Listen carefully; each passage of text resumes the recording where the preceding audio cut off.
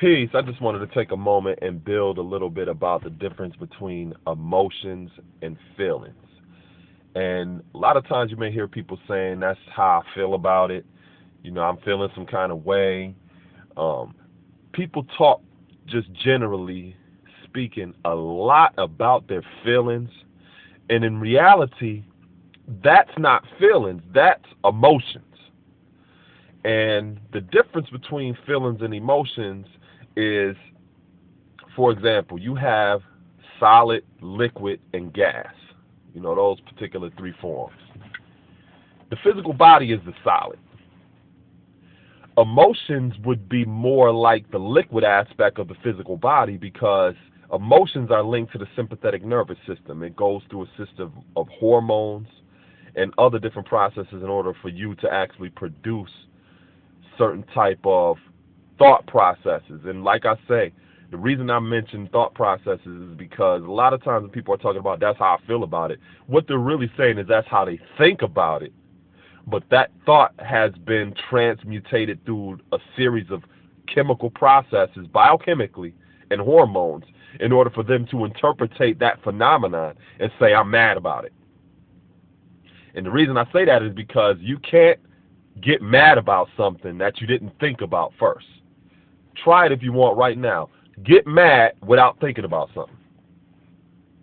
You can't do it because the liquid is that attached to the solid, or the sympathetic nervous system, or these series of hormones are attached to the physical body.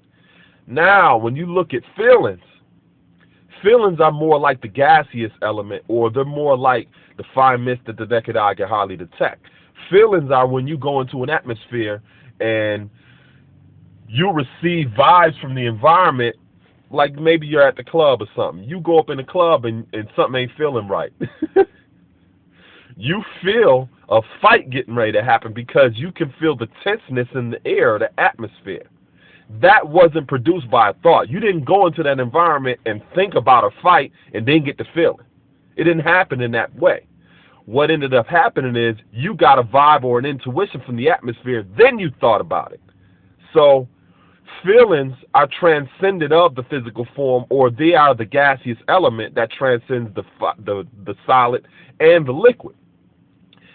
The gaseous element or the intuitions are more linked to the consciousness that is incarnated within this physical form, that is transcendent of the liquid or the emotions or the solid. Now, in Western society, we are not taught to identify with the consciousness or the awareness that is dwelling within the form.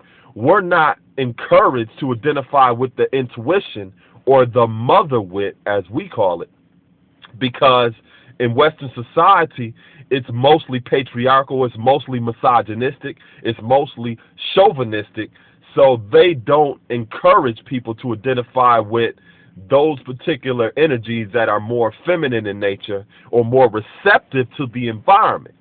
So we don't get taught how to transcend the physical form or transcend our emotions.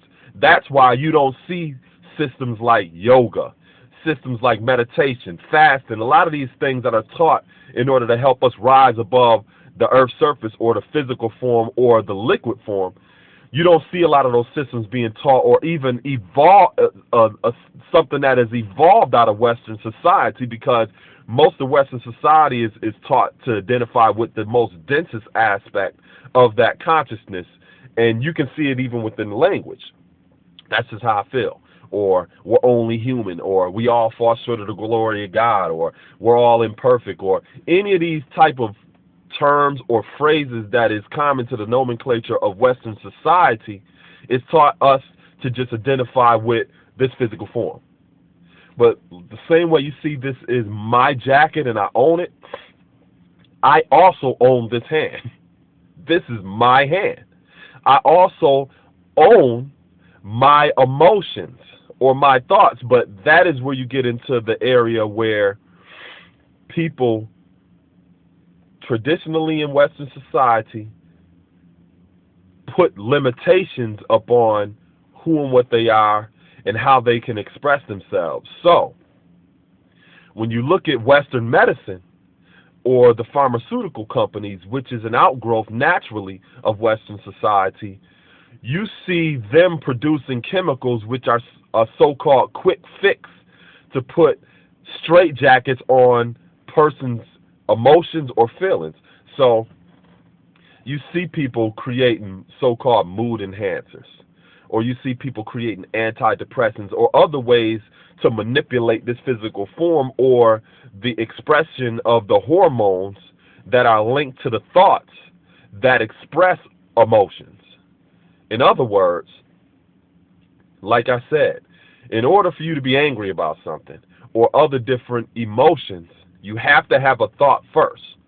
That's why in traditional, original, indigenous societies, we had things like meditation, where you empty the mind of thoughts, because if the thought's not there, you can't express the emotion. It's impossible. Now, when it comes to feeling vibes or having the intuitions, that's something that we always encourage, because it kept you in tune with the air or the atmosphere that you're in. Now you become more conscious or linked to the many different layers of currents that are in that atmosphere. So we always encourage that, because, like I said, that is dealing with more of the feminine aspect or the receptivity of what we call mother wit, or what we call the intuition. In Western society, because you can't count, measure, and weigh it, they don't identify with the fine mist that the naked eye can hardly detect. They only deal with what you can count, measure, and weigh, only the physical processes. So when they look at emotions, they look at emotions from strictly a biochemical process. They say, well, if you're depressed or you're mad, I'm going to create a chemical to either block or open up the pathways for your body to secrete or to stop certain hormonal processes so that you ain't got to be mad no more, or so that you can be happy. But what ends up happening is, because they never address the thought that is transcendent of the emotion that produces the emotion, you see some of these people go into these buildings and blow them up. You see them go into high schools or elementary schools and kill a whole bunch of people, or go to the post office and do this, or kill their own family, or commit suicide, or do a lot of these different type of things emotionally. Or if they didn't kill themselves and you see them sitting in court, they got this stoic look on their face, this emotionless look on their face after doing something like this. And you're sitting there looking like, how could they be so emotionless? Well, a lot of these people were on antidepressants. A lot of these people were taking these chemicals to block or to force the body to secrete certain hormones as if that was the sole controller of their emotional state, when in reality they never emptied their mind of those thoughts. They were never taught natural processes of meditation or fasting or yoga or any of these other systems that original people created in order to have control over this vehicle. So that just shows and proves that no, it's not the system network of hormones or biochemical processes that is you ultimately and in of itself. No. You're transcendent of that. You're the fine mist that the naked eye can hardly detect. You're the consciousness that is incarnated in this form. You're not just the form itself. This is the vehicle. You know, the same way I got this vehicle that I'm sitting in right now, and you have different components to this vehicle, like an alternator. I have, you know, my horn. I have my radio that I can interchange in it. I have the starter. I have all of these different components of this vehicle, and some of it could be faulty. I have the ability to modify and change it at will, but when you look at a lot of Western society, it is the natural outgrowth of Greek society. And when you look at and study any kind of Greek mythology, that is just the psychology of the people who created it. And when you look at the pantheon of the so-called Greek deities, all you see is a personification of emotions or limitations. You know, Poseidon can't do nothing but stay in the water. You know, Hades, you're limited to underground. You know, but when you take those systems and you see how Western society is the outgrowth of that, then you see why psychologically the people in this society think that they can't do anything beyond what they define as feelings, when it's really just emotions that they ultimately have control over, but they don't have the systems in order to teach people how to control processing these thoughts which is the fine mist, through the liquid state or the sympathetic nervous system or the system and network of hormones in the body in order to express it in a physical or a concrete or a solid way in the solid form. So I will. This was inspiring, it was empowering, and it was educating to those of you who want to start really thinking about the distinction between the emotions and what you're really feeling, and also clean up our language so that we can get a better sense of the phenomenon that's happening in the environment and start identifying with whether we choose to think certain things and express it in an emotional way, or if this is just a vibe we're getting from the atmosphere and what we should do about that vibe in relationship to being linked to the atmosphere as far as the fine mist that the naked eye can hardly detect. So with that being said, peace.